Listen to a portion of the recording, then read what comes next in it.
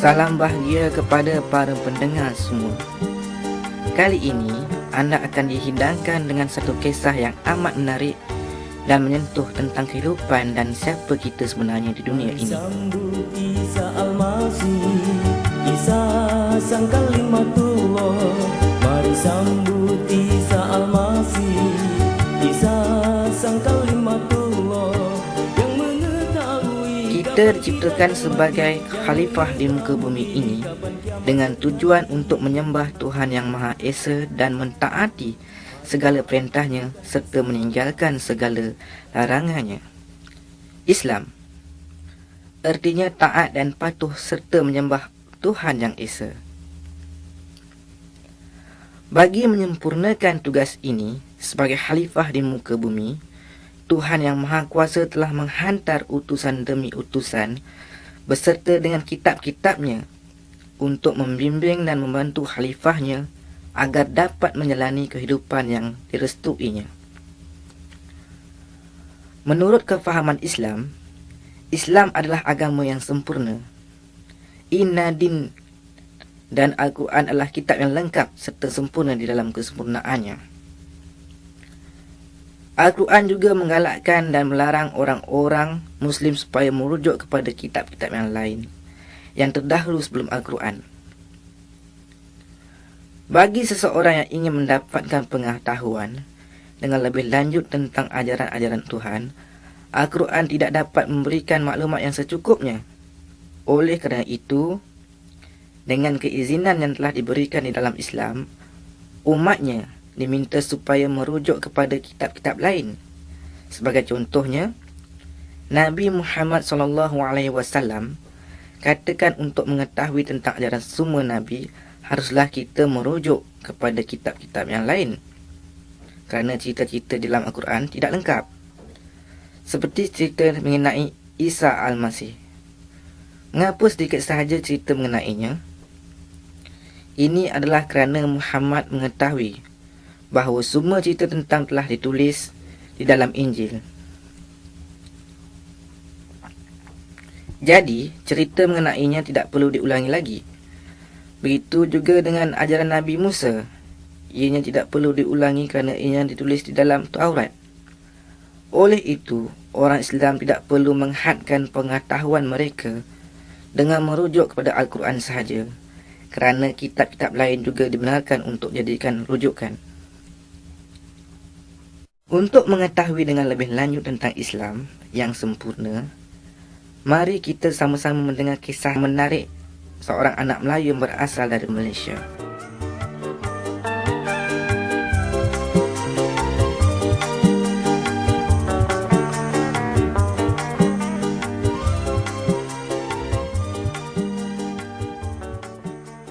Nama saya Sharifah. Saya telah dilahirkan dan dibesarkan dengan cara kehidupan Islam yang sepenuhnya. Apabila saya meningkat remaja, saya cuba mendalami agama Islam dan menanamkan semangat jihad di dalam diri saya. Saya cuba menerangkan apa sebenarnya maksud Islam kepada orang-orang bukan Islam, khususnya Kristian, dan cuba memancing perhatian mereka kepada Islam. Bagi saya, Islam adalah agama yang sempurna, lengkap dan sejagat. Saya mula mendalami Islam dengan lebih mendalam agar saya dapat menyampaikan keindahan Islam kepada kawan-kawan Kristian saya. Namun sebaliknya, timbul beberapa persoalan dan ketidakpuasan dalam hati saya terhadap soalan dan juga jawapan-jawapan yang diberikan oleh mereka. Kelojikan jawapan yang diberikan oleh kawan-kawan Kristian saya menimbulkan keraguan di hati saya. Bermula dari saat itulah saya mencari jawapan yang pasti tentang persoalan dalam diri saya sendiri. Persoalan yang menghantui saya ialah, siapakah sebenarnya Isa Al-Masih yang akan menghakimi kita nanti? Saya berusaha untuk mendapatkan jawapan yang tepat dengan bertanya kepada beberapa orang yang alim di dalam Islam mengenai Isa Al-Masih dan ajaran-ajaran Kristian. Namun mereka mengatakan bahawa saya tidak perlu belajar tentang agama Kristian dan bertanya kepada saya, apakah saya ingin menjadi murtad?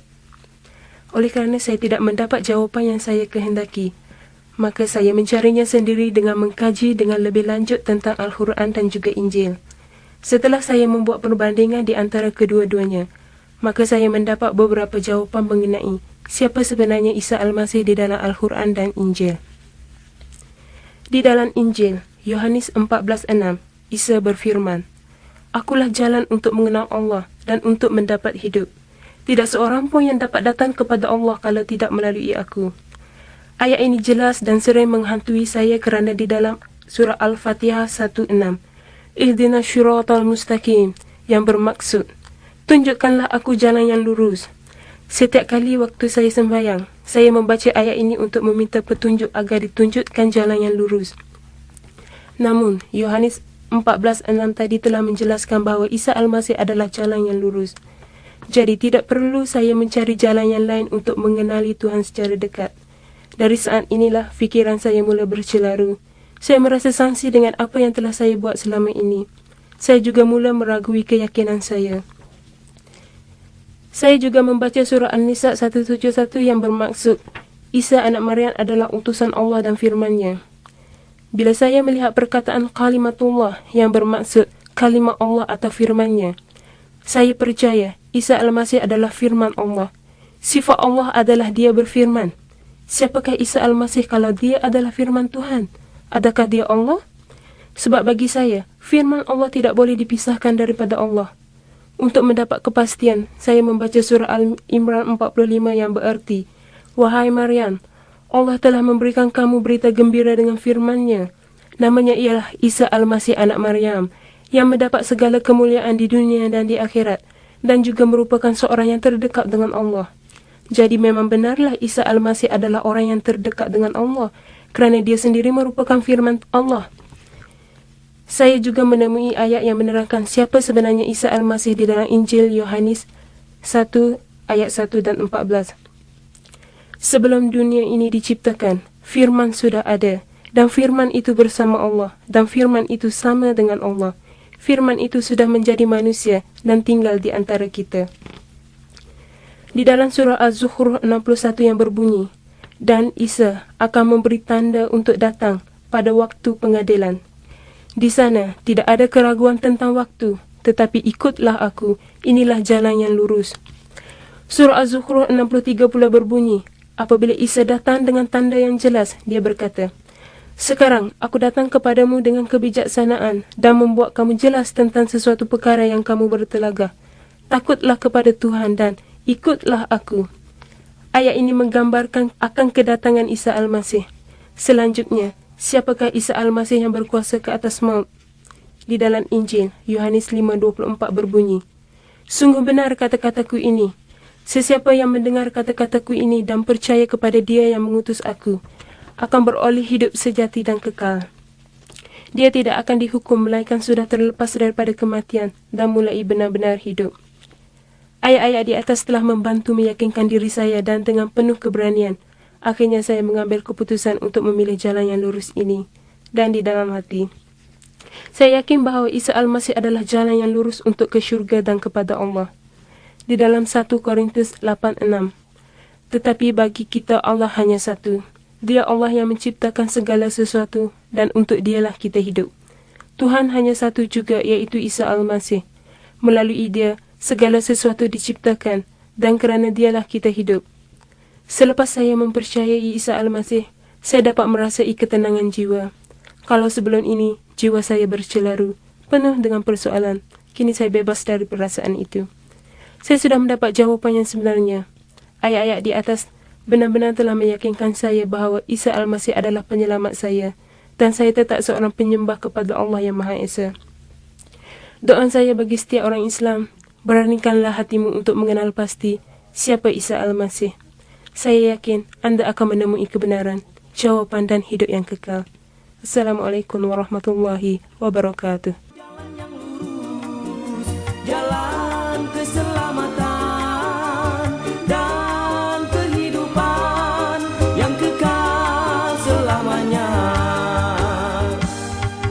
Syarifah tidak merasa ragu atau takut untuk membaca Injil apabila dia mempunyai persoalan tentang penyelamatannya. Sebab dia tahu Al-Quran tidak melarangkan dia daripada membuat demikian. Apa yang terjadi kemudiannya adalah beliau telah mendapat jawapannya dan menemui kebenaran yang lebih lengkap dan pengetahuan tentang Allah dan Isa Al-Masih dengan lebih sempurna. Dia tahu bahawa jalan yang lurus memang ada dan bahawa jalan yang lurus itu bukan apa atau di mana, tetapi siapa. Dia ialah Isa Al-Masih. Setelah merasa begitu pasti, Sarifah telah mengambil keputusan nekat untuk mengikuti dia. Di dalam Injil Rom, bab 1, ayat 16 hingga 17, Injil adalah kuasa Allah yang menyelamatkan semua orang yang percaya kepada Isa Al-Masih. Injil juga menunjukkan cara bagaimana hubungan manusia dengan Allah menjadi lebih baik semula, iaitu melalui kepercayaan kepadanya, yakni Isa Al-Masih. Marilah kawan-kawanku, janganlah melepaskan kesempatan untuk menemui kebenaran dan penyelamatan. Bacalah Injil dan percayalah kepada Isa Al-Masih. Isalah yang menopang hidupmu, Isa yang mengetahui takdirmu. Isa berkata, ikutlah aku, itulah jalan yang lurus, jalan keselamatan dan kehidupan yang kekal selamanya. Mari sambut Isa Al-Masih, Isa sang kalimatullah. Mari sambut Isa Al-Masih, Isa sang kalimatullah, yang mengetahui kapan kita akan mati, yang mengetahui kapan kiamat terjadi. Mari agungkan Isa Al-Masih, kalimatullah yang penuh kasih. Mari agungkan Isa Al-Masih, kalimatullah yang penuh kasih, yang mengetahui kapan kita akan mati, yang mengetahui kapan kiamat terjadi, yang mengetahui kapan kita akan mati, yang mengetahui kapan kiamat terjadi.